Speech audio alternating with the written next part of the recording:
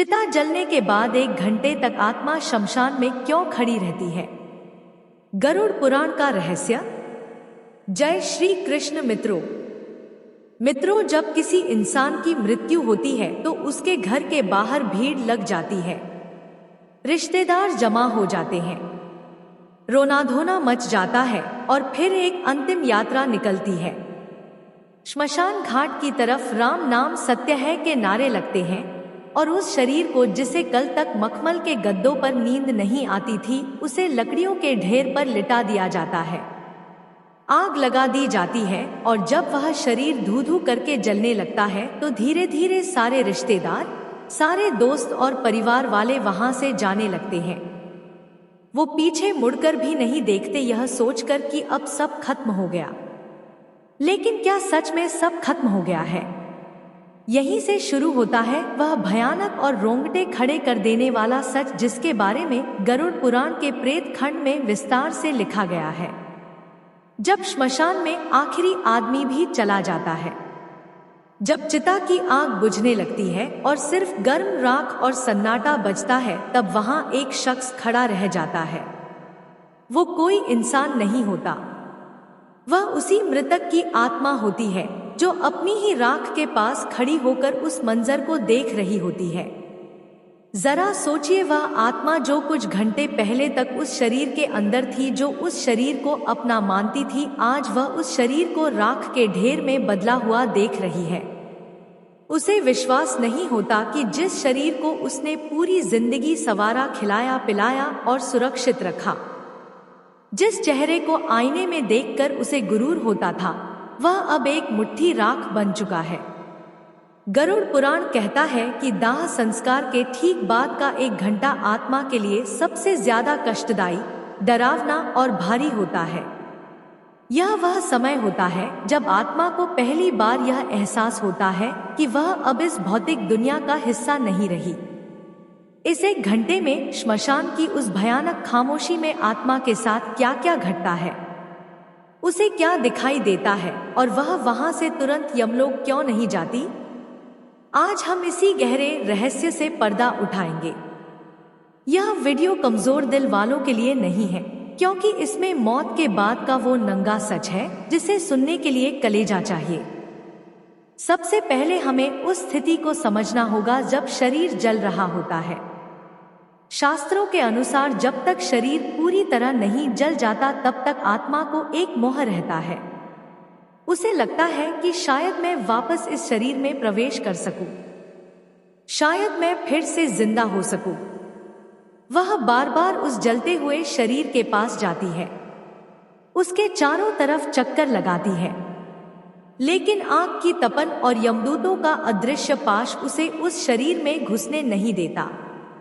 वह देखती है कि कैसे उसकी त्वचा जल रही है, कैसे उसकी हड्डियां चटक रही हैं। यह दृश्य उसके लिए किसी प्रलय से कम नहीं होता। और फिर आता है वह दर्दनाक पल जिसे कपाल क्रिया कहते हैं, जब घर का कोई सदस्य या बेटा बांस के डंडे से जलते हुए शव के सिर पर प्रहार करता है और सिर को फोड़ देता है। यह दृश्य देखने में जितना भयानक है, आत्मा के लिए उससे कहीं ज्यादा पीड़ादायक है। गरुड़ पुराण कहता है कि जैसे ही कपाल फटता है, एक जोरदार धमाका होता है जो सिर्फ आत्मा को सुनाई देता है। यह वह पल है जब आत्मा का उस शरीर से आखिरी बंधन टूट जाता है। उसे समझ आ जाता है कि अब वापसी का कोई रास्ता नहीं बचा, यह दरवाजा हमेशा के लिए बंद हो चुका है। लेकिन असली कहानी तो इसके बाद शुरू होती है, जब कपाल क्रिया हो जाती है और शरीर जलकर खाक हो जाता है। तब नियम के अनुसार घर वाले और रिश्तेदार वहां से लौटने लगते हैं। शास्त्रों में सख्त नियम है कि श्मशान से लौटते वक्त पीछे मुड़कर नहीं देखना चाहिए। क्या आपने कभी सोचा है कि ऐसा क्यों कहा जाता है? इसके पीछे एक बहुत बड़ा और डरावना कारण है। जब परिवार वाले वहां से जाने लगते हैं तो आत्मा घबरा जाती है। उसे लगता है कि यह लोग मुझे इस सुनसान और डरावनी जगह पर अकेला छोड़कर कहां जा रहे हैं। वह चिल्लाती है, आवाज देती है कि रुको, मुझे भी साथ ले चलो, मैं यहाँ अकेला नहीं रह सकता, मुझे डर लग रहा है। लेकिन उसकी आवाज किसी को सुनाई नहीं देती, क्योंकि अब वह आवाज हवा में गूंजने वाली ध्वनि नहीं बल्कि एक कंपन है। वह आत्मा दौड़ती है, अपने बेटे को पकड़ने की कोशिश करती है, अपनी पत्नी या पति को आवाज देती है, उनके कपड़ों को पकड़ने की कोशिश करती है, लेकिन उसका हाथ उनके शरीर के आर पार निकल जाता है। वो किसी को छू नहीं सकती, किसी को रोक नहीं सकती।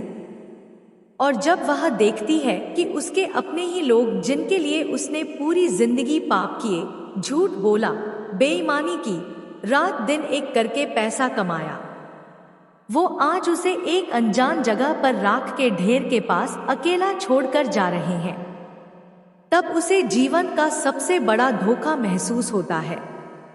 उसे समझ आता है कि दुनिया का कोई भी रिश्ता आखिर तक साथ नहीं देता, सब मतलब के साथी थे। जैसे ही शरीर ने साथ छोड़ा, सबने मुंह मोड़ लिया। अब सवाल आता है कि आत्मा उस श्मशान में 1 घंटे तक क्यों रुकती है? वह तुरंत उनके पीछे क्यों नहीं जाती? गरुड़ पुराण के अनुसार शमशान भूमि भगवान शिव का निवास स्थान मानी जाती है, लेकिन यह अतृप्त आत्माओं, भूतों और पिशाचों का गढ़ भी है। जब कोई ताजा मृत्यु होती है तो उस आत्मा के चारों तरफ एक सुरक्षा कवच होता है जो उसे कुछ समय के लिए श्मशान की नकारात्मक शक्तियों से बचाता है। लेकिन जैसे जैसे समय बीतता है, वह कवच कमजोर पड़ने लगता है। उस 1 घंटे के दौरान आत्मा को श्मशान में मौजूद दूसरी भटकती हुई रूहें दिखाई देने लगती हैं। उसे अजीब अजीब सी डरावनी आवाजें सुनाई देती हैं।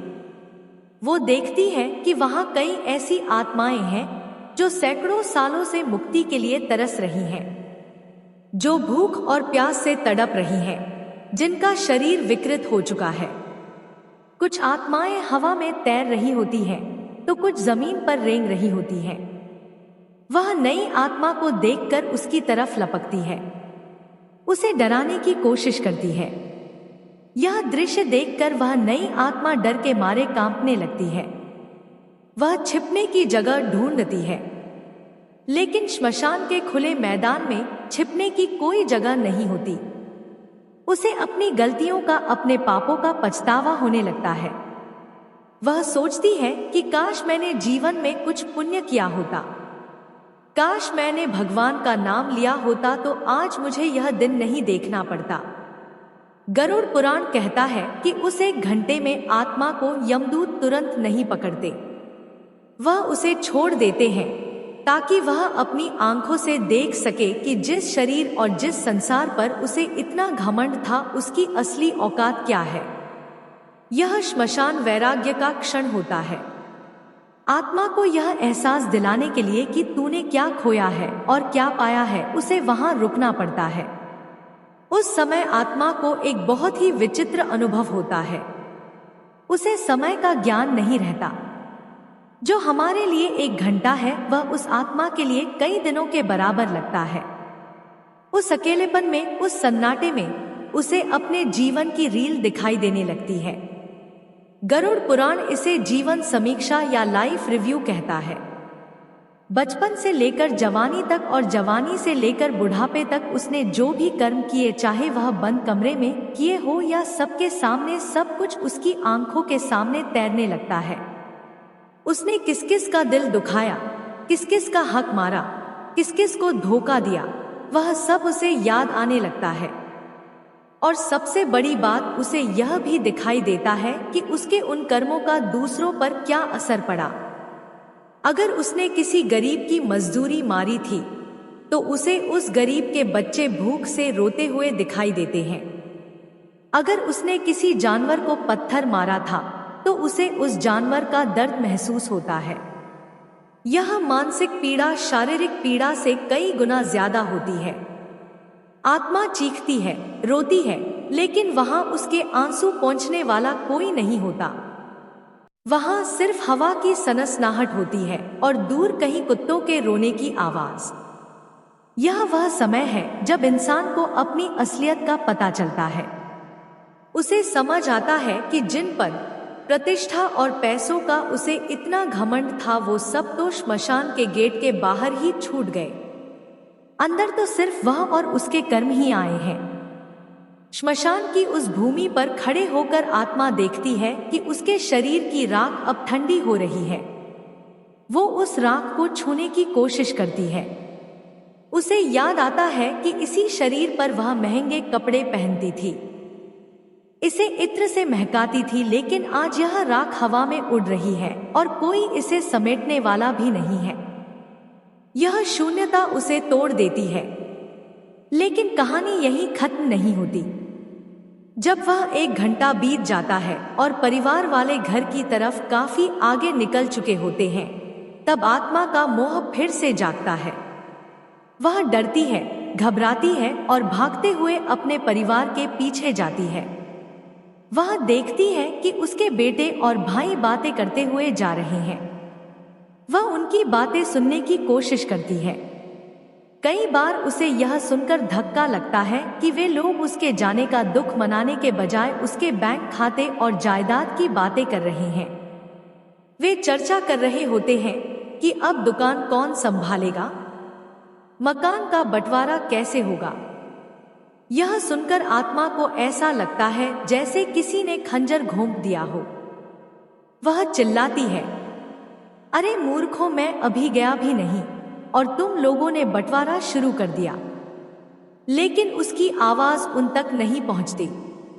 इसीलिए कहा जाता है कि घर में प्रवेश करने से पहले लोहे को छूना चाहिए, आग को छूना चाहिए या नियम की पत्ती चबानी चाहिए। यह सब इसलिए किया जाता है ताकि अगर वह आत्मा मोहवश आपके पीछे पीछे घर तक आ गई है तो वह घर के अंदर प्रवेश ना कर सके। क्योंकि अगर मृत्यु के तुरंत बाद आत्मा घर में प्रवेश कर जाए और उसे मुक्ति ना मिले तो वह घर में प्रेत बनकर रहने लगती है। गरुड़ पुराण में लिखा है कि आत्मा को प्यास लगती है। बहुत तेज प्यास, दाह संस्कार की गर्मी से उसका सूक्ष्म शरीर जल रहा होता है। वो पानी मांगती है। वो अपने घर के मटों के पास जाती है। वो अपने रिश्तेदारों के पास जाती है जो पानी पी रहे होते हैं, लेकिन वह पानी पी नहीं सकती।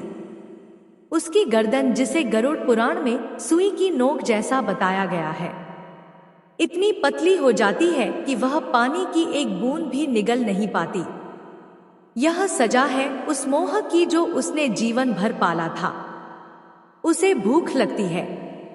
वह अपने घर की रसोई में जाती है जहां उसका मनपसंद खाना बनता था, लेकिन वह उसे खा नहीं सकती। वह सिर्फ उसकी खुशबू ले सकती है। यह बेबसी उसे तोड़कर रख देती है। उस 1 घंटे के बाद जब आत्मा अपने घर पहुंचती है तो वह वहां का नजारा देखती है।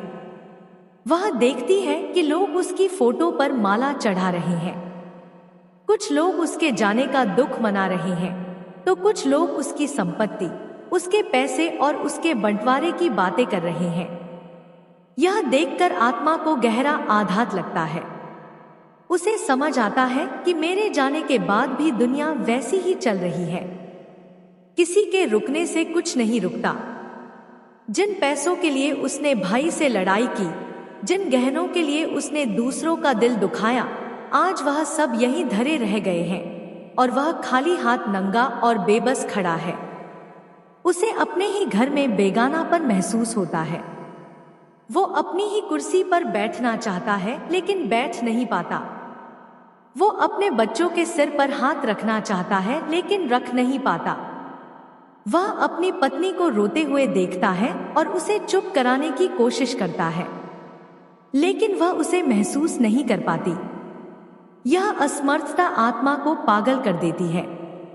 वह बार बार दीवार से टकराती है, आईने में खुद को देखने की कोशिश करती है, लेकिन वहां कोई प्रतिबिंब नहीं होता। गरुड़ पुराण यह भी बताता है कि मृत्यु के बाद आत्मा की याददाश्त, जिसे हम स्मृति कहते हैं, बहुत तेज हो जाती है। उसे अपने बचपन से लेकर बुढ़ापे तक का एक एक पल याद आने लगता है। उसने कब किससे झूठ बोला, कब किस गरीब को सताया, कब किस जानवर को मारा, उसे सब कुछ एक फिल्म की तरह दिखाई देने लगता है। उस वक्त उसे जो पछतावा होता है, उसकी आग चिता की आग से भी ज्यादा तेज होती है। वह चीखती है कि मुझे एक मौका और दे दो, मुझे वापस भेज दो, मैं सब ठीक कर दूंगा, मैं दान करूंगा, मैं पूजा करूंगा। लेकिन समय का पहिया उल्टा नहीं घूमता। उस समय आत्मा को यमदूतों का असली रूप दिखाई देने लगता है। जो यमदूत पहले उसे सिर्फ परछाई जैसे लग रहे थे, अब वह स्पष्ट होने लगते हैं। पापी आत्मा के लिए उनका रूप अत्यंत भयानक होता है। उनकी आंखें लाल अंगारों जैसी होती हैं, बाल बिखरे हुए होते हैं, दांत बाहर निकले होते हैं और हाथ में काला पाश होता है। वे आपस में बात करते हैं कि इस पापी को किस नरक में ले जाना है। उनकी बातें सुनकर आत्मा थर-थर कांपने लगती है। लेकिन जो पुण्य आत्मा होती है, जिसने जीवन भर धर्म का पालन किया होता है, उसे वह यमदूत सौम्य और शांत दिखाई देते हैं। वे उससे आदर से बात करते हैं और उसे सांत्वना देते हैं। यह सब हमारे कर्मों का ही प्रतिबिंब है। जैसा हम करते हैं वैसा ही हमें अंत में दिखाई देता है। दोस्तों, यह 1 घंटा जो आत्मा श्मशान में और फिर अपने घर के दरवाजे पर बिताती है, यह उसे यह समझाने के लिए काफी होता है कि जीवन का असली उद्देश्य क्या था। हम पूरी जिंदगी भागते रहते हैं, पैसा कमाने के लिए, नाम कमाने के लिए, बड़ा घर बनाने के लिए। हम रिश्तों को दांव पर लगा देते हैं, नैतिकता को भूल जाते हैं। लेकिन अंत में उस 1 घंटे में हमारे पास सिर्फ हमारे कर्म होते हैं। अगर आपने जीवन में किसी प्यासे को पानी पिलाया है तो उस वक्त आपको ठंडक महसूस होगी। अगर आपने किसी नंगे को कपड़ा दिया है तो उस वक्त आपको सुरक्षा महसूस होगी। लेकिन अगर आपने सिर्फ छीना है, सिर्फ बटोरा है, तो उस वक्त आपको सिर्फ तड़प मिलेगी। गरुड़ पुराण का यह ज्ञान हमें डराने के लिए नहीं है, यह हमें जगाने के लिए है। यह हमें बताता है कि जिस मौत से हम इतना डरते हैं वह तो आनी ही है, और जब वह आएगी तो हमारे बैंक बैलेंस, हमारी डिग्रियां, हमारे फॉलोअर्स कुछ काम नहीं आएंगे। उस 1 घंटे में जब हम अपनी ही राख को देख रहे होंगे, तब हमें सुकून सिर्फ इस बात से मिलेगा कि हमने किसी का भला किया था। इसीलिए शास्त्रों में कहा गया है कि जब तक शरीर में प्राण है तब तक शुभ कर्म कर लो, दान करो, सेवा करो और सबसे जरूरी भगवान का नाम लो। क्योंकि गरुड़ पुराण में भगवान विष्णु खुद कहते हैं कि जो व्यक्ति मेरे नाम का जप करता है उसे मृत्यु के बाद यमदूत नहीं बल्कि मेरे पार्षद लेने आते हैं। उसे शमशान की उस भयानक गर्मी और अकेलेपन का सामना नहीं करना पड़ता, बल्कि उसे एक दिव्य विमान में बैठाकर सीधे वैकुंठ ले जाया जाता है। श्मशान में उस 1 घंटे के दौरान आत्मा को कई और भी विचित्र अनुभव होते हैं।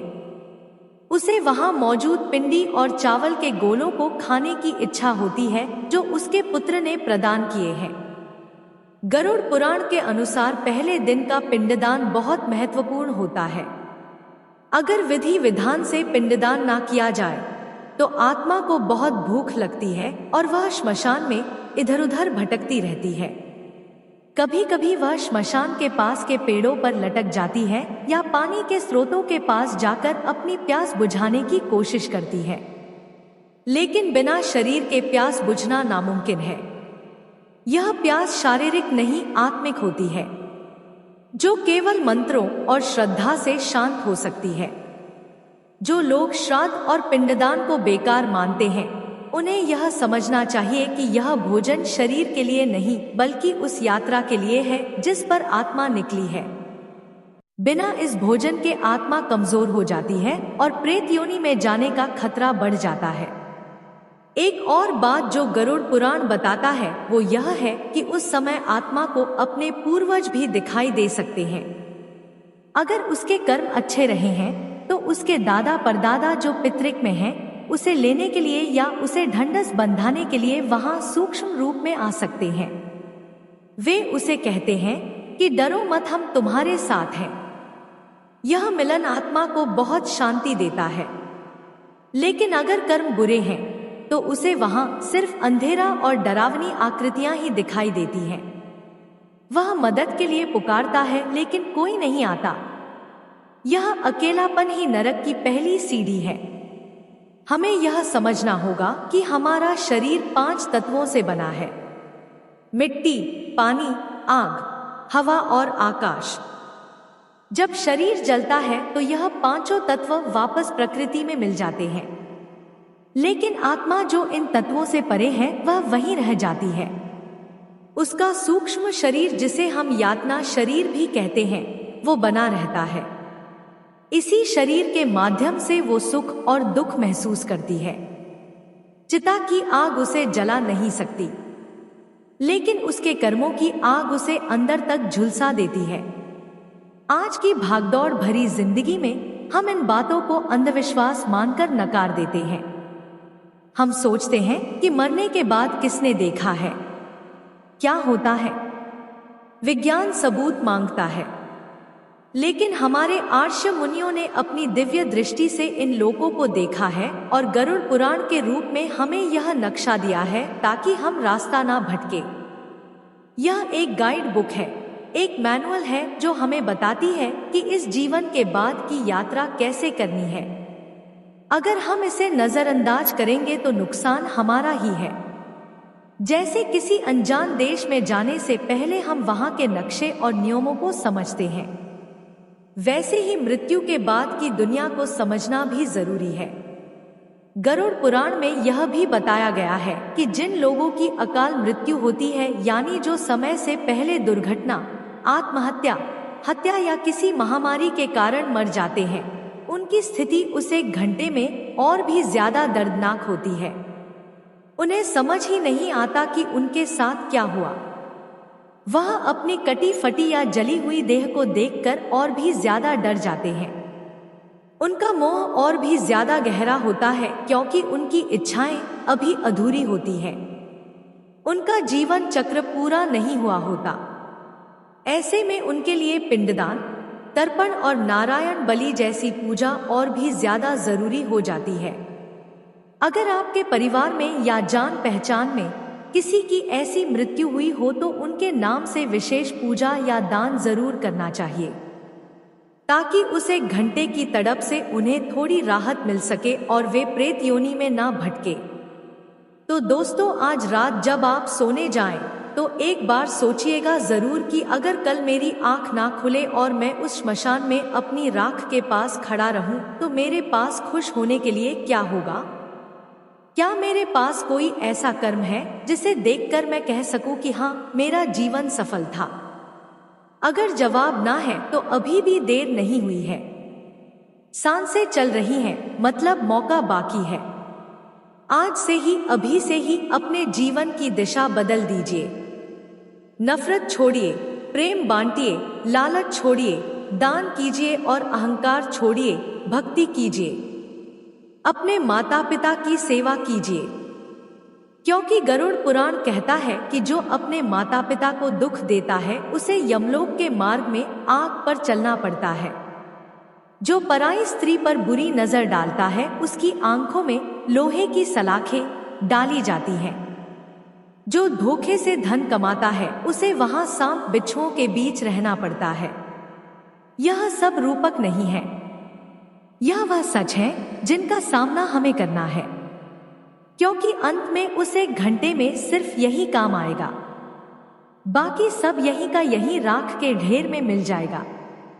आपके बड़े मकान, आपकी गाड़ियां, आपके गहने सब दूसरे लोग ले लेंगे।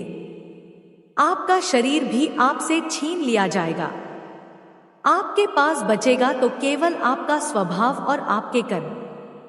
अगर आज की यह जानकारी, यह सत्य आपके दिल तक पहुंचा हो तो इसे केवल एक वीडियो समझकर मत भूल जाइएगा। यह एक चेतावनी है, एक संकेत है। इसे अपने जीवन में उतारिए। और अगर आप चाहते हैं कि आपके पूर्वजों को आपके पितरों को शांति मिले तो कमेंट में पूरी श्रद्धा के साथ ओम नमो नारायण या ओम शांति जरूर लिखें। यह छोटा सा मंत्र उन भटकती आत्माओं तक एक सकारात्मक ऊर्जा पहुंचा सकता है और इस सत्य को अपने दोस्तों और परिवार के साथ जरूर बांटें ताकि वह भी इस अज्ञान की नींद से जाग सके। याद रखिए, मौत अंतिम सच है, लेकिन कर्म मौत से भी बड़ा सच है। हम अक्सर मौत से डरते हैं, लेकिन हमें डरना चाहिए उस जीवन से जो हमने व्यर्थ गंवा दिया। हमें डरना चाहिए उन आंसुओं से जो हमारी वजह से किसी की आंखों में आए। हमें डरना चाहिए उस विश्वास से जो हमने तोड़ा, क्योंकि यही वह चीजें हैं जो श्मशान में हमारे सामने खड़ी होंगी। अंत में मैं बस इतना कहना चाहूंगा कि जीवन एक सराय है। हम सब यहाँ मुसाफिर हैं। कोई जल्दी चला जाएगा, कोई देर से, लेकिन जाना सबको उसी श्मशान में है, उसी राख में मिलना है। तो क्यों ना हम इस सफर को इतना खूबसूरत बनाएं कि जब हम जाएं तो लोग हमारे लिए रोएं, ना कि हमारी बुराई करें। क्यों ना हम इतने पुण्य कमा लें कि जब हम उस श्मशान में अकेले खड़े हो तो हमें डर ना लगे, बल्कि एक संतोष हो कि मैंने अपना जीवन सही तरीके से जिया, और जब यमदूत आए तो हम मुस्कुराते हुए उनके साथ चल पड़े एक नई और बेहतर यात्रा की ओर। आपको हमारी वीडियो पसंद आई हो तो हमारे चैनल को लाइक और सब्सक्राइब करें। कमेंट बॉक्स में जय श्री कृष्ण अवश्य लिखें।